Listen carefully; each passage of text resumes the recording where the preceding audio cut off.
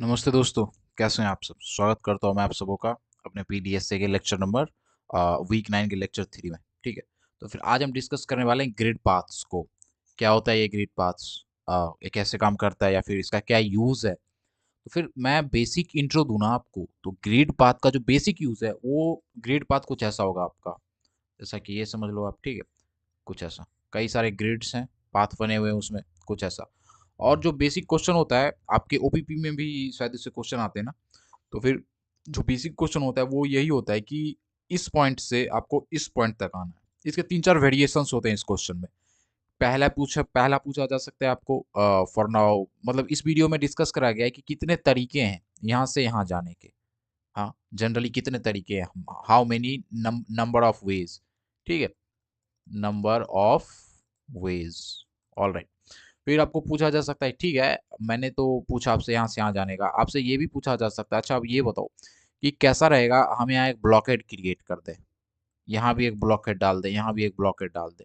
तो number of ways, तो फिर यही number of ways with blocks, मतलब कोई ना कोई बोलेगा ये रास्ता ब्लॉक है, वो ब्लॉक है। इससे ज़्यादा तो पूछा नहीं जा सकता और इससे ज़्यादा ना ही कुछ आपके लेक्चर में डिस्कस करा गया है। और भी कई तरीके होते हैं बट वो सारी चीज़ें अभी फ़िलहाल के लिए रहने देते हैं, क्योंकि हम वो पढ़ रहे हैं जो कि एग्ज़ाम ओरिएंटेड हो, आपके लिए सही हो। ज़्यादा पढ़ के क्या, जो डिस्कस करा गया है इस लेक्चर और सिलेबस में, सिर्फ़ उसी को जानते हैं।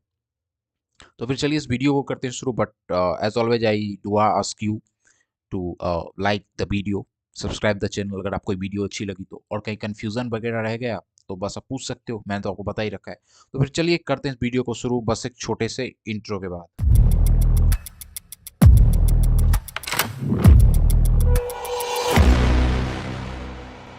रेक्टेंगुलर ग्रिड होंगी, जैसे कि वन वे वेज होता है, इसको आप मैनहट्टन पाथ भी बोल सकते हो, मतलब बोला जाता है। मैनहट्टन पाथ बस इसीलिए बोला जाता है क्योंकि मैनहट्टन की जो सड़कें हैं ना, बिल्कुल ऐसी हैं, हाँ, ग्रिड वाइज डिवाइडेड। ठीक है भाई, तो फिर आई होप आपको समझ आया हो। तो फिर इसमें और क्या है कि हम इसमें सिर्फ ऊपर जा सकते हैं और राइट जा सकते हैं। आप बोलोगे ऐसा क्यों? तो देखो, किसी ना किसी कोऑर्डिनेट से आप करोगे शुरू। जो आप किसी ना किसी कोऑर्डिनेट से शुरू करोगे तो इनिशियली क्या होगा? इनिशियली वो 0 0 ही होगा। तो फिर या तो आप ऊपर जा सकते हो या तो आप इधर जा सकते हो। आप नेगेटिव डायरेक्शन में नहीं जा सकते। क्यों? क्योंकि ये आपकी बाउंड्री पॉइंट है। जैसा कि आप फ़ोन में गेम खेलते थे कभी, ये स्नेक वाला। तो फिर अगर ये आपकी फ़ोन की स्क्रीन है और इसमें कुछ ऐसा गेम चल रहा है, तो फिर ये एक बाउंड्री होता था, या तो स्नेक यहाँ आके खत्म हो जाता था या फिर इधर से अंदर जाता था और फिर इधर से निकल जाता था, या तो आपको ये ऐसा इंतजाम कर दो। ठीक है, और अगर नहीं तो फिर बहुत सीधी सी बात है, या तो ये ऊपर जाएगा या तो इस पाथ का यूज करके आप राइट साइड जा सकते हो। तो फिर अब पहला क्वेश्चन एराइज होता है कि कितने पाथ हो सकते हैं, कितने तरीके हो सकते हैं यहाँ से लेके यहाँ तक जाने के लिए। तो फिर इसी को हम देखने वाले हैं। तो फिर एक चीज आप गौर कर पाओगे कि आप जब जाओगे ना यहाँ से यहाँ, जैसा पहला पाथ देखो, पहला पाथ ये रहा, आप ऐसे गए, ऐसे जो भी रीजन रहा, इनिशियली आपने क्या करा, आप 2 स्टेप ऊपर गए, फिर 2 स्टेप राइट गए, फिर उसके बाद 1 2 3 4 5 5 स्टेप ऊपर गए, फिर 1 स्टेप राइट गए, फिर 3 स्टेप ऊपर गए। कहने का मतलब, और फिर इधर देखो, मतलब यहाँ देखो, 2 स्टेप गए, 2 स्टेप, फिर 1 2 3 4 5 स्टेप, 1 स्टेप, 3 स्टेप। ठीक है, फिर हम यहाँ देखते हैं, 1 स्टेप राइट, 1 स्टेप ऊपर, 1 स्टेप राइट, 3 स्टेप ऊपर, 2 स्टेप राइट, 1 2 3 4 5 5 स्टेप ऊपर। ठीक है, और फिर 1 स्टेप राइट, फिर 1 स्टेप ऊपर। अब आप कैलकुलेट करो इन सबको। देखो, 2 4 5 9, 9 1 10, 10 3 कितना हो गया? 13, 13 2 15, दो इधर भी तो गया ना, 15। इन शॉर्ट आप जब यहाँ से यहाँ जाओगे ना, तो टोटल आपको 15 पाथ कवर करने हैं।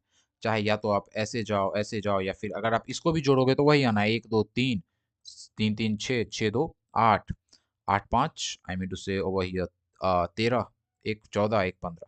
मतलब यहाँ तक जाने के लिए आपको टोटल 15 पाथ कवर करने होंगे। कैसे? ये देखो, 5 इस तरफ, 1 2 3 4 5, 10 ऊपर, 1 2 3 4 5 6 7 8 9 10, मतलब 10 पाथ ऊपर आपको कवर करने हैं, 5 पाथ इस तरफ आपको कवर करने हैं। ये आपको करना ही पड़ेगा, आप कैसे भी जाओ, या तो आप यहाँ से यहाँ जाते, फिर यहाँ जाते, फिर यहाँ जाते, फिर ऐसे, फिर मतलब कुछ ऐसा करके भी आप जाते, तो आपको in short total 15 path cover करने हैं। ठीक है, आई होप आपको इतना समझ आया होगा। वही बोला गया है कि एवरी पाथ फ्रॉम 0 0 टू 5 10, 0 0 से लेके यहाँ तक टोटल 15 सेगमेंट्स हैं, 5 राइट, 10 अप। ठीक है, in general m plus n segment from 00 to mn हाँ 10 प्लस 5 ये m है ये n है, टोटल कितने हो गए, दोनों को जोड़ देंगे तो 15 सेगमेंट हो गए आपके।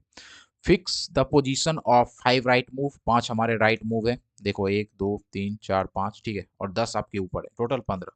तो फिर वही बोला जा रहा है कि अगर आपको यहाँ तक पहुँचना है तो आपको कैलकुलेट करना होगा पाथ। पहले तो आप इसे करोगे, हाँ कुछ ऐसा 15 चूज 5 हाँ कॉम्बिनेशन आप मतलब कॉम्बिनेटर का कॉम्बिनेशन का यूज करके उसका एक फॉर्मूला होता है, इससे आपके कितने निकले 3003 पाथ्स। उसके उसके बाद आप 10 के लिए भी निकालोगे, ऊपर जाओगे उसके लिए भी आपको निकालना होगा, तो फिर फिक्स कर दोगे 10 को और आप ऊपर मूव करते रहोगे। इन शॉर्ट जब आप यहाँ पे देखोगे तो फिर क्या होगा कि by the way I hope आपको ये समझ आ गया होगा, 3003 पाथ ठीक है। जब आप 10 आप 15 चूज 5 लेते हो ठीक, सेम आप 15 चूज 10 कर सकते हो, 10 मूव ऊपर के लिए, ऊपर साइड के लिए ठीक है। इतना समझ आ गया आपको कि पाथ यहाँ से यहाँ जाना है तो कैसे क्या होगा। कैसा हो जब उसमें एक ब्लॉक क्रिएट कर दिया जाए, रास्ते में एक ब्लॉक क्रिएट कर दिया जाए, और वो ब्लॉक जब क्रिएट होगा तो फिर बहुत सीधी सी बात है कि आप जब जाओगे यहाँ से तो ये रास्ता तो ब्लॉक है, आप इधर से इधर नहीं जा सकते, मतलब आप कैसे भी आप या तो यहाँ से यहाँ आप ये पाथ चुन ही नहीं सकते, आप ऐसे आओ ऊपर जाओ नहीं कर सकते आप ऐसा, ये पाथ आपका ब्लॉक है। क्योंकि बिल्कुल ज़िंदगी तो आसान होती नहीं है, कुछ कुछ ना कोई या कोई हर्डल्स तो आते रहते हैं, फिर आप क्या करोगे, बहुत सीधी सी बात है ना। What if intersection is blocked, अगर ब्लॉक्ड हो इंटरसेक्शन, जैसे कि यहाँ 2,4 हाँ 2,4 ये x है ये y है ठीक है, 2x 0 1 2 और ये 1 2 3 4 y बाय द वे, अगर ये ब्लॉक हो तो फिर हम इस पाथ को डिस्कार्ड कर देते हैं, हम इधर से जाते ही नहीं है। तो फिर कैसे करोगे, पहले तो देखो इसके लिए डिस्कार्ड करोगे फिर इसके लिए डिस्कार्ड करोगे, इन शॉर्ट जितने भी यहाँ से पाथ पास हो सकते हैं ना उन सब के लिए डिस्कार्ड कर दोगे, घटा देंगे टोटल पाथ्स में से। टोटल पाथ अगर 3003 था अप्रॉक्स ठीक है, तो फिर हम उसमें से क्या करेंगे कि यहाँ से जो जो पाथ पास हो रहा है घटा देंगे, और यहाँ से कौन कौन सा पाथ पास होगा, तो फिर यहाँ से ये सारे पाथ पास होंगे, ये जो भी आपके पाथ है ना ये सारे के सारे पाथ यहाँ से पास होंगे, यहाँ से यहाँ जाएंगे यहाँ जाएंगे ठीक है। तो फिर आपको इन सब को डिस्कार्ड करना है, बहुत सीधी सी बात है। ये जो आपके पाथ बन रहे हैं ये कुछ ये वाले ठीक है जो ब्लॉक के इस साइड है, इन सबको आपको डिस्कार्ड करना है। कैसे करोगे, तो टोटल हमारी जो यूनिट थी वो उसमें से माइनस कर देंगे ठीक है। आगे देखते हैं कैसे, तो फिर ये आपको पता है 2,4 पे है हाँ, और हम कैसे निकाल देते हैं यहाँ पे इसके कॉम्बिनेटर का यूज करके m+n, तो फिर यहाँ m+n हो गया चूज 5, जैसे यहाँ 5 था वहाँ पे क्या है 2 है, तो फिर क्या हो जाएगा आपका यहाँ पे m+n मतलब 2 + 4 6 हाँ चूज 2, इन सब का आप निकालोगे तो क्या आएगा टोटल 15 पाथ्स, ये तो आपके निकल गए। और फिर 3 + 6 का भी तो आपको निकालना होगा ना, आप जब यहाँ से जा रहे हो यहाँ से टोटल 3 आपके इस तरफ बच गए, 1 2 3 4 5 6 6 आपके ऊपर बच गए, मतलब आपने देखो आपने इसका तो निकाल लिया ठीक है, इसका क्या, इसका भी तो निकालना पड़ेगा कि टोटल कितने पाथ हैं। और जब दोनों निकल जाए तो फिर आप क्या कर सकते हो, दोनों को इंटू कर दोगे हाँ, क्योंकि इतना बाई इतना है, अगर 15 बार इधर से जा सकते हैं तो 84 बार यहाँ से यहाँ जा सकते हैं, मतलब एक बार यहाँ से आने पे 84 टाइम्स पाथ है, तो अगर 15 बार आएंगे तो 15 इंटू 84 इतना कुछ आ गया हाँ वाया 24, इसको आप घटा दोगे 3003 से जो कि टोटल था, जब ये ब्लॉक नहीं था तब ये था आपका 3003, उसमें से हम इस ब्लॉक वाले को घटा देंगे, मतलब इसका निकाला हमने फिर इसका निकाला हमने, दोनों को जोड़ा, और जो टोटल पाथ था अपना, जो टोटल वेज थे यहाँ से यहाँ तक जाने का, उसमें से हमने क्या करा माइनस कर दिया। तो फिर हमें पता चल गया कि अगर हम इसको हटा दें इसको रिजेक्ट कर दें तो फिर अब हमारे पास कितने तरीके बचते हैं यहाँ तक यहाँ जाने के, मतलब यहाँ से यहाँ जाने के ठीक है। व्हाट इफ अगर 2 ब्लॉक दे दिया जाए, अगर 2 ब्लॉक आपका दे दिया जाएगा तो फिर क्या होगा, तो फिर एक बार आप इसके लिए रिजेक्ट करोगे, मतलब कुछ ऐसा यहाँ से यहाँ तक रिजेक्ट करोगे ठीक है, फिर दूसरे बार आप यहाँ से यहाँ तक के लिए रिजेक्ट करोगे हाँ, ये तो मतलब बहुत ज़्यादा मेसी हो जाएगा। फिर एक बार आप इसके लिए करा आपने, फिर इसके लिए करा, फिर इसके लिए करा, तो फिर ये क्या हो गया, ये तो आपने ट्वाइस उसको डिस्कार्ड कर दिया, एक बार इन दोनों के लिए हो चुका है ये डिस्कार्ड, फिर आपने येलो वाले के लिए किया। तो फिर ये आप रिलेट कर सकते हो जो आपने स्टेट्स में पढ़ा था ना वेन डायग्राम की चीज़ें, कि कुछ ऐसा कंडीशन है कि 10 बंदों ने मैथ लिया, अरे भाई 10 बंदों ने मैथ लिया ठीक है, 5 ने लिया आई मीन टू से फिजिक्स, और 2 बंदों ने दोनों लिया मैथ और फिजिक्स दोनों ले लिया हाँ, फिर कोई और कंडीशन दिया रहता था, तो ये लिटरली बहुत हेक्टिक हो जाएगा कैलकुलेट करना। तो फिर अब क्वेश्चन राइज होता है कि अगर ये हेक्टिक हो जाएगा तो फिर हम एक्चुअली कैलकुलेट करते कैसे, तो फिर उसको हम करते हैं कैसे, इंक्लूजन एक्सक्लूजन से हाँ, काउंटिंग मैसी हो जाती है जो हमारी, कैसे? तो फिर एक चीज़ देखोगे आप, add back paths that hold, तो फिर वही सारी की सारी चीज़ें यहाँ बताई गई हैं कि डिस्कार्ड कर दोगे आप दोनों के पाथ को, दोबारा आपको काउंट करना पड़ेगा। जैसा कि मैंने आपको बताया कि आप येलो वाले के लिए भी दो दो बार डिस्कार्ड कर दोगे, एक बार इसके लिए, एक बार इसके लिए, फिर से इसके लिए, तो फिर ये बहुत मेसी हो जाएगा। फिर लास्ट में आपको इसको ऐड करना, मतलब माइनस कर, फिर आप उससे माइनस करोगे, जैसा कि हम यूनियन वगैरह में देख चुके हैं स्टैट्स में, ठीक है। तो फिर इंडक्टिव फॉर्मुलेशन से हम कैसे कर सकते हैं? आपको पता होगा इंडक्टिव कहने का क्या मतलब है। मतलब जब कई सारे ब्लॉक्स हो, सपोज करो अब एक ब्लॉक यहाँ भी है, एक ब्लॉक यहाँ भी है, कैसे करेंगे इसको, फिर कैसे पाथ करेंगे डिसाइड, उसके लिए ये सारी चीज़ें करना बहुत ज़्यादा मेसी हो जाएगा। तो फिर इंडक्टिव फॉर्मुलेशन का हम यूज करेंगे। जब भी मैं इंडक्टिव बोलूँ, इसका मतलब यही होता है कि कई सारे छोटे छोटे सब प्रॉब्लम्स हैं और एक बेस केस होगा। बेस केस तो खैर एरर ना इसलिए होता है, और जो सब प्रॉब्लम्स आपको आपके होते हैं, उन सारे के सारे सब प्रॉब्लम्स को जब आप मिलाओगे एक साथ, ठीक है, कंबाइन करोगे, और कंबाइन करते करते सब प्रॉब्लम्स को कंबाइन करते करते आप अजली सॉल्यूशन तक पहुंच जाते हो, ठीक है। वही आपका था क्या, इंडक्टिव अप्रोच। इंडक्टिव फॉर्मुलेशन से हम कैसे पाथ फाइंड करेंगे? तो एक चीज आप गौर करो, मतलब ये थोड़ा गलत है, यहाँ होगा आपका राइट, ये होगा आपका आप, ठीक है। एक चीज देखो, आपको आई जे पे जाना था, ठीक है, सपोज कर लो आपको जाना था, ये आई जे क्या है, एक्स और वाई है, मतलब आपको 3,4 पे जाना था यहाँ से। तो फिर कैसे जाओगे? पहले तो आप ये कैलकुलेट करोगे कि इससे पहले तक का क्या डिस्टेंस था और नीचे तक का क्या डिस्टेंस था, उसमें से एक जोड़ देंगे। सपोज कर लो यहाँ तक के आने का डिस्टेंस 5 था, तो उसमें एक जोड़ देंगे तो ये 6 हो जाएगा इधर से इधर जाने का, और यहाँ अगर 4 था, इसमें एक जोड़ देंगे तो ये 5 हो जाएगा, फिर दोनों को जोड़ देंगे तो ये टोटल 11 आ जाएगा। कहने का मतलब देखो, ये आपका क्या है, ये इस तरफ की चीज़ें हैं। तो फिर जब आप इधर से इधर जाते हो तो x आपका बढ़ता है, तो फिर इधर आपका ये x क्या होगा, ये x छोटा होगा। अगर ये 3 है तो फिर ये 2 होगा, 2,4 होगा, ठीक है। और नीचे क्या होगा, नीचे ये 3 है, तो फिर j ऊपर जा रहा है नीचे से ऊपर, तो ये तो छोटा होना है, तो फिर ये 3 हो जाएगा, 4 माइनस 1 हो जाएगा ये, ठीक है। j क्या हो जाएगा, 4 माइनस 1 आपका क्या हो जाएगा, 3 हो जाएगा। कि देखो कहने का ये मतलब है, यहाँ पे सपोज कर लो आपको पता करना था यहाँ तक का पाथ क्या है, ठीक है। तो फिर आप क्या करोगे, आप इधर से इधर जाओगे, इधर से इधर, क्यों? क्योंकि आपको अभी दे दिया गया है कि यहाँ तक पाथ का मतलब यहाँ तक का मेरे कहने का मतलब यहाँ तक पहुँचने के टोटल कितने पाथ्स हैं, ठीक है। और यहाँ भी वो चीज़ दे दिया गया है, तो अब ये जो होगा ये तो 1 प्लस ही होगा ना, इसमें भी 1 प्लस, इसमें भी 1 प्लस, ये आपका क्या हो जाएगा, ये आपका हो जाएगा x माइनस 1, और ये y जो भी है वहीं रहेगा, और ये लोकेशन क्या हो जाएगा, ये लोकेशन x हो जाएगा और y माइनस 1 हो जाएगा। तो यही सारी की सारी चीजें तो यहाँ बताई गई है ना, ठीक है। आई होप आपको ये समझ आ गया होगा। Each path to these neighbours extends to a unique path I, बिल्कुल नेबर से, इसका नेबर है। जब जब आप नेबर को एक्सटेंड करोगे, नेबर से एक एक आगे जाओगे, इन दोनों का नेबर कौन है, ये है। जैसे सपोज कर लो यहाँ भी कुछ है, यहाँ भी कुछ है, तो इन इन यहाँ पे, ठीक है। तो फिर भाई इन दोनों का नेबर कौन हो सकता है, नेक्स्ट नेबर ये हो सकता है। तो इन दोनों को कंबाइन करोगे तो फिर आपको ये पता चल जाएगा क्या है।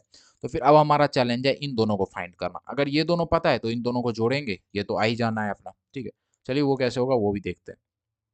बाय द वे यहाँ कुछ बेस केसेस वगैरह दी गई है कि कैसे, देखो पी ऑफ आई जे आपको फाइंड करना होगा, तो क्या करेंगे, इन दोनों को जोड़ देंगे।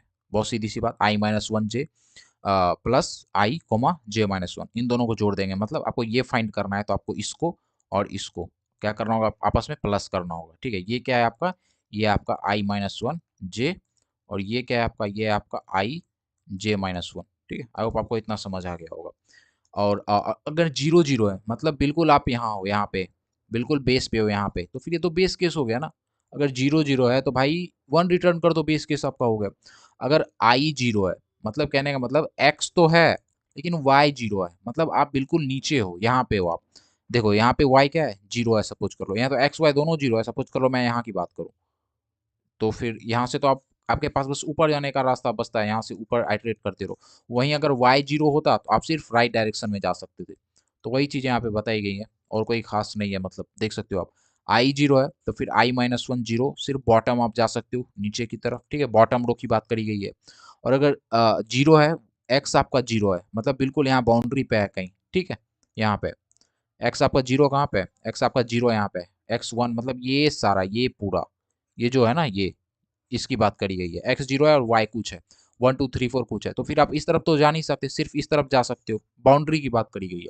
तो फिर ये सब तो आपका बेस केस हो गया कि भाई बाउंड्री पे होगा तो ये करना, 0 0 है तो वो बेस केस, एटसेट्रा एटसेट्रा। अगर दोनों जीरो कब होगा, जब वहाँ होल मिल जाएगा, आई जे 0 दोगे, मतलब जैसे यहाँ होल मिल गया ना, तो इसको आप 0 असाइन करते हो, ठीक है, वही सारी की सारी चीज़ें। तो फिर चलिए आगे देखते हैं कि ये कैसे सॉल्व कैसे करा गया है। तो फिर आपको यहाँ तक ये तो समझ आ गया होगा कि भाई अगर आपको कैलकुलेट करना है, तो फिर आपको नेवर अगर आपको ये कैलकुलेट करना है, तो आपको ये दोनों पता होना चाहिए। ठीक है? ये करना है पता, तो फिर ये दोनों पता होना चाहिए। बहुत सीधी-सी बात है। और इसमें ना क्या होता है, बहुत ज़्यादा रिकर्सिव कॉल हो जाता है। लिटरली बहुत ज़्यादा हो जाता है। देखो इसके लिए आप पी ऑफ 4/10, 5, 9 सब कैलकुलेट कर रहे हो, तो रिकर्सिव कॉल तो भरना ही है। टोटल 3000 3 स्टेप्स थे। तो फिर कितना आप रिकर्सिव कॉल करते रहोगे, तो उसको हम कैसे ऑप्टिमाइज़ कर सकते हैं? तो फिर मेमोआइज़ेशन के थ्रू हम उसको ऑप्टिमाइज़ कर सकते हैं। मेमोआइज़ेशन आपको पता होना चाहिए, नहीं पता है तो आप पिछला वीडियो देख सकते हो। आपको मैंने मेमोआइज़ेशन बाय द वे बहुत सही तरीके से एक्सप्लेन कर रखा है। आपको बहुत ईज़िली समझ आ जाएगा, तो फिर आप प्रेफ़र कर सकते हो उसको देखना। या फिर पहला रास्ता है मेमोआइज़ेशन, दूसरा रास्ता है कोई एक सूटेबल ऑर्डर ढूँढो भाई कंप्यूट करने का सब प्रॉब्लम्स। मतलब अगर हमको ये पता करना है ना, तो ये दोनों पहले से कैलकुलेट होने चाहिए। ऐसा नहीं कि हम यहाँ तक आ गए और ये दोनों कैलकुलेटेड है ही नहीं, ठीक है? तो फिर ये किसकी तरफ इशारा कर रहा है? डीपी के तरफ, डायनामिक डायनामिक प्रोग्रामिंग के तरफ, जो कि कैसे काम करता है? डीएजी के थ्रू काम करता है आपका। अरे भाई डी है ना? डीएजी के थ्रू करता है, कैसे? टोपोलॉजिकल सॉर्टिंग की हेल्प से, हाँ? टोपोलॉजिकल सॉर्ट करके, मतलब बिल्कुल ऑर्डर में करना है सॉर्ट, ठीक है? चलिए हम देखते हैं कैसे क्या काम हो कैसे रहा है। तो देखो ये याद रखो, इसको और इसको जोड़ते हैं तो फिर ये मिलता है। कैसे? अब आप पता कर सकते हो टोटल नंबर ऑफ पाथ्स यहाँ से यहाँ तक अगर 2 होल्स हैं तो। पहले तो जो दोनों जो होल्स होंगे ना ये ब्लॉकेड वो 0 होंगे, बता रखा है मैंने यहाँ देख लो आप। मैंने बता रखा है ना यहाँ पे कि 0 हो जाएँगे अगर होल्स हैं तो। हाँ, होल्स हैं तो 0 हो जाएगा ये, ठीक है? और फिर ये कैलकुलेट कैसे अब होगा? तो फिर देखो ये 0, 0 है आपका, ठीक है? ये आपका तो 0, 0 है बट ये क्या होगा? ये 1 होगा। ये भी एक होगा। आप लिख दोगे सबसे पहले बाय रो, आप बाय रो भी कर सकते हो बाय कॉलम। बाय रो कैसे करोगे? ये सब एक एक हो जाएगा, ठीक है? बहुत सीधी सी बात है। अब आप एक चीज गौर करो, ये एक हो गया, ये एक हो गया, ठीक है? और ये तो एक होगा ही, आपको पता ही है। तो फिर अब देखो इन दोनों को ऐड करोगे तो फिर ये दो आ जाएगा, बिल्कुल आ जाएगा। अब आपके पास सिर्फ इतना सा है, सपोज कर लो, और सब भूल जाओ आप। इसके बाद देखो आपके पास ये एक है और यहाँ दो आ चुका है, तो फिर अब आप अगर इन दोनों को जोड़ोगे तो आपको ये तीन मिल जाएगा, बिल्कुल मिल जाएगा। फिर उसके बाद इन दोनों को जोड़ोगे तो 4 मिलेगा, इन दोनों को जोड़ेंगे तो 5 मिलेगा, इन दोनों को जोड़ेंगे तो 6 मिलेगा। तो फिर हमने पहले क्या किया? पहले जितने भी रोज़ थे सब पे 1 1 1 डालोगे, सीधी-सी बात है, एक-एक स्टेप सब आगे बढ़ेगा, ये एक स्टेप, एक स्टेप, एक स्टेप करके। और ऊ ऊपर में भी यही होगा। फिर आपने क्या करा? इन दोनों को जोड़ दिया, ठीक है? वो मतलब उससे यहाँ का नेबर चला आया। फिर आपने इन दोनों को जोड़ दिया, उससे यहाँ का नेबर चला आया। ये यही चीज़ है, मतलब i-1 j, हाँ? आई जे, और नीचे में क्या आपका हो जाएगा आई जे माइनस वन। वही चीज़ है कि इसको और इसको जोड़ो तो फिर ये आ जाएगा, इसको मतलब इसको और फिर इसको जोड़ दो इन दोनों को तो फिर ये आ जाएगा। ऐसे ऐसे एक को तीन को जोड़ दो तो आपको यहाँ पे चार आ जाएगा। वही सारी की सारी चीज़ें जो भी मैंने अभी आपको एक्सप्लेन करी है generally. Just wait for a second. इसी तरह से आगे देखो, 1 है, 2 है, इन दोनों को जोड़ेंगे तो क्या आएगा? 3, 3 है, 3 है, इन दोनों को जोड़ेंगे तो क्या आएगा? 6, 6 है, 4 है, जोड़ो 10, 10 है, 15 है, जोड़ो 15 आ गया, ठीक है? इन दोनों को जोड़ो 21, इसी तरह से आगे बढ़ता जाएगा। अब आप यहाँ देखो, अब बात आई इसको कैलकुलेट करने की, तो यहाँ ब्लॉक है आपका, तो फिर ये 0 हो जाएगा ऑटोमैटिकली, इसको करोगे आप इग्नोर। और फिर इसके लिए किसको जोड़ेंगे? इसके नेबर को, इसको, हाँ? जो भी यहाँ पे रहेगा। ये तो 0 है, ये 20 है, दोनों को जोड़ेंगे, 0 प्लस 20 क्या आएगा? 20। फिर इन दोनों को जोड़ेंगे तो आप बोलोगे भाई यहाँ पे 55 क्यों नहीं आया? 20 प्लस 25, क्योंकि भाई ये होल है, होल 0 होता है, कुछ भी उसका नेबर हो, होल जो होगा वो 0 ही होना है उसको। फिर इसके लिए इन दोनों को जोड़ेंगे, इसको और इसको, 56 आएगा। इसी तरह से एट लास्ट करते करते आपको पता चल जाएगा टोटल 1358 पाथ्स हैं। कब? जब दो आपके ब्लॉक हैं तब। बहुत सीधी सी बात। अब बताओ ये कितना इजी पड़ा, इंस्टेड आप बार बार कैलकुलेट करते, हाँ आई मीन टू से आप बार बार कैलकुलेट करते कॉम्बिनेशन वगैरह की हेल्प से, आप ऐसे बार बार करते, इससे तो बहुत ज़्यादा शॉर्ट पड़ा कि आप ऐसे कर लो, ठीक है? ये तो आपने बाय रो निकाला, पहले आपने रो लिख लिया, उसके बाद कॉलम आपने लिखा, फिर आपने ऐसा कुछ निकाल लिया, ठीक है? बाय द वे पहला तो आपने बाय रो किया, अब बाय कॉलम कैसे करेंगे? बाय कॉलम ये है आपका, तो फिर यहाँ लिख दोगे आप 1 1 1 1 ऐसा कुछ, आप यहाँ से यहाँ तक पूरा भर दोगे, ठीक है? देखो भर दिया आपने। उसके बाद आपको एक चीज़ पता है कि भाई ये अगर 1 है ना, तो ये भी 1 होगा, ठीक है? अब इन दोनों को जोड़ो, 2 आएगा, ठीक है? ये भी 1 ही होना है। इन दोनों को जोड़ो 3 आएगा, ये सब तो 1 ही होना है ना, ठीक है। फिर इन दोनों को जोड़ो 4 आएगा, फिर इन दोनों को जोड़ो 5 आएगा, फिर इन दोनों को जोड़ो 6 आएगा। देखो कुछ ऐसा ही है, बिल्कुल ऐसा ही है। फिर उसके बाद क्या करोगे, इन दोनों को जोड़ेंगे तो 3 आ जाएगा, 3 3 को जोड़ेंगे 6 आ जाएगा, 6 4 10 10 5 15 15 6 21। इसी तरह से आप आगे, ये तो जीरो होना है आपको पता ही होगा। इसी तरह से आप आगे बढ़ते जाओगे और बढ़ते बढ़ते आप बाय कॉलम भी पता कर सकते हो। बाय रो समझ गए आप, बाय कॉलम समझ गए आप, अब आते हैं बाय डायगोनल। भाई हम बाय डायगोनल कैसे कर सकते हैं? तो फिर बाय डायगोनल भी बहुत ईजी है। ये तो 1 होगा, ये भी 1 होगा, ये भी 1 होगा, आपको पता ही है। तो फिर अब करना क्या है, इन दोनों को जोड़ दो, ये आ जाएगा आपका, ठीक है। मैं दिखाता हूँ आपको, देखो ये 1 हुआ, ये दोनों भी 1 है। इसके बाद अब आप आगे बढ़ोगे, अभी डायरेक्ट इसको लिखने के बजाय हम डायरेक्ट इसको नहीं लिखते, ये रो और कॉलम वाले में करते हैं। आगे बढ़ते हैं, एक एक ऊपर नीचे जाते हैं, एक यहाँ भी आएगा, एक यहाँ भी, फिर इन दोनों को आपने जोड़ा 2 आ गया, ठीक है। फिर इन दोनों को जोड़ोगे, यहाँ 3 आ जाना है, इन दोनों को जोड़ोगे, यहाँ भी 3 आ जाना है। ऐसा ही होगा ना, देखते हैं आगे, देखो यही हुआ, एक एक बढ़ाते जा रहे हो। फिर आपने यहाँ एक डाला, यहाँ एक डाला, और इन दोनों को जोड़ोगे 4, इन दोनों को जोड़ोगे 6, इन दोनों को जोड़ोगे 4, कुछ ऐसा आ जाएगा आपका। इन शॉर्ट आपका कुछ ऐसा आ जाएगा, और आप डायगोनली भी कैलकुलेट कर सकते हो, ठीक है। तो फिर चलिए अब हम चलते हैं आगे। अब बात आई कि अगर हम ऐसा कर ही सकते हैं तो फिर डिफरेंस क्या रहा मेमोराइजेशन में और डायनेमिक प्रोग्रामिंग में? बहुत बड़ा क्वेश्चन है, आपने भी सोचा होगा, फिर डिफरेंस क्या रहा? तो फिर देखो भाई, मेमोराइजेशन जो होता है ना आपका, वो क्या करता है, वो स्टोर करता है वैल्यू को जो बार बार रिपीट हो रही है, उसको बार बार रिकम्प्यूट ना करना पड़े, इसलिए ये उसको स्टोर कर लेता है। और डायनेमिक प्रोग्रामिंग क्या करता है आपका, डायनेमिक प्रोग्रामिंग आपका प्रॉपर ऑर्डर में एग्जीक्यूट करता है, जो भी आपके मेथड्स होते हैं टोपोलॉजिकली एग्जीक्यूट करता है। Barrier of hole just inside border, suppose कर लो एक एग्जांपल दिया गया दोनों को कंपेयर करने के लिए कि दोनों में एक्चुअली जो डिफरेंस है वो क्या है, ठीक है। तो फिर वो जानना है अगर आपको क्या है, तो फिर यहाँ देख सकते हो कई सारे ब्लॉक आपके बॉर्डर पे दिए गए हैं, मतलब बॉर्डर के अंदर, बॉर्डर तो ये हो गया आपका, बॉर्डर के अंदर ही कई सारे आपके क्या दे दिए गए, ब्लॉक दे दिए गए। अब उस ब्लॉक में एक चीज आप गौर कर पाओगे कि अब उस ब्लॉक में क्या है कि अ, मैं आगे दिखाता हूँ आपको स्लाइड में अच्छे से, देखो barrier of hole inside border, बिल्कुल ये कुछ ऐसा है, ठीक है। मेमोराइजेशन आपको क्या करेगा कि वो ऐसे जाएगा, ऐसे कुछ ऐसे, ठीक है, ऐसे जाएगा कुछ ऐसे। इन शॉर्ट मेमोराइजेशन जो होगा ना वो इन शेडेड रीजन को, शेडेड रीजन, ये रीजन शेडेड क्यों है, क्योंकि इधर से सारी की सारी जो पाथ हैं आपकी वो क्या है भाई, ब्लॉक है, तो फिर ये रीजन आपकी क्या हो गई, शेडेड रीजन हो गई। तो फिर जो आपका मेमोराइजेशन होगा वो कभी भी शेडेड रीजन में एंटर नहीं करेगा, शेडेड रीजन को ब्रीच नहीं करेगा, ठीक है। इस रीजन को कभी ब्रीच करेगा ही नहीं, वो बस ऐसे जाएगा और कुछ ऐसे पाथ ढूंढेगा, ठीक है। बट डायनेमिक प्रोग्रामिंग में ऐसा नहीं होगा, डायनेमिक प्रोग्रामिंग बहुत इजीली शेडेड रीजन के थ्रू भी पार्ट ढूंढने की कोशिश करेगा, ठीक है। बट ये तो सीधी सी बात है कि यहाँ ब्लॉक मेमोराइजेशन बस इसीलिए शेडेड रीजन को नहीं ढूंढेगा क्योंकि मेमोराइजेशन ना सिर्फ उन्हीं प्रॉब्लम्स को कैलकुलेट करता है, उन्हीं मेथड को रन करता है जो कि एक्चुअली एराइज होती हैं, और ये सब तो एराइज हो नहीं रही क्योंकि एट लास्ट आपको पता है सारी की सारी ब्लॉक ही होनी है। वही जब बात आएगी आपकी एम से डायनेमिक प्रोग्रामिंग की, तो वो भाई ब्लाइंडली ना सारे के सारे सेल को करेगा, ठीक है। अगर आप देख पाओगे जो मेमोराइजेशन होगा वो प्लस एन सेल को करेगा, एम मतलब कुछ ये 5 स्टेप, ये 10 स्टेप, मतलब बस 15 स्टेप वो देखेगा, हाँ, फिर उसी उन्हीं सबको एक्सप्लोर करेगा। बट जो आपकी डायनेमिक प्रोग्रामिंग होगी उसे फर्क ही नहीं पड़ता क्या ब्लॉक है क्या नहीं ब्लॉक है, वो सारे के सारे सेल को कवर करेगा, total M into N cell को, जितने भी सेल हैं total N into M cell को वो क्या करेगा, कवर करेगा। दोनों में कोई खासा डिफरेंस तो नहीं है, हाँ एक चीज़ है कि मेमोराइजेशन जो होता है ना उसकी जो टाइम कॉम्प्लेक्सिटी होती है वो लीनियर होती है। क्यों होती है मैं पिछले वीडियो में एक्सप्लेन कर चुका हूँ। और डायनेमिक की जो टाइम कॉम्प्लेक्सिटी होती है वो क्या होती है, वो आपकी जनरली होती है क्वाड्रेटिक, ठीक है। दोनों में कोई खासा डिफरेंस नहीं है, इसका क्या होगा, क्वाड्रेटिक होगा, ठीक है, क्वाड्रेटिक, और उसका लीनियर होगा।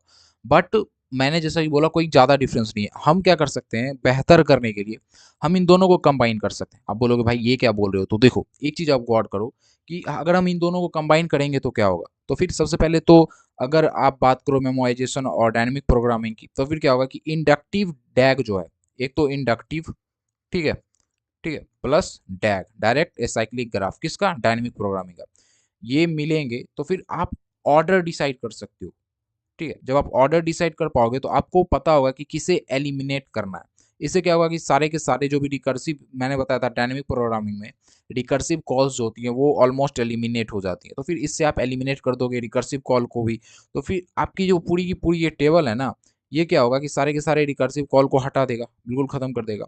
जैसे कि अगर मैं समझा पाऊँ कैसे, तो नेस्टेड लूप आपका हुआ करता था, उसको आप टाइम सेव करते थे, कैसे? बिल्कुल नेस्टेड लूप की तरह ही।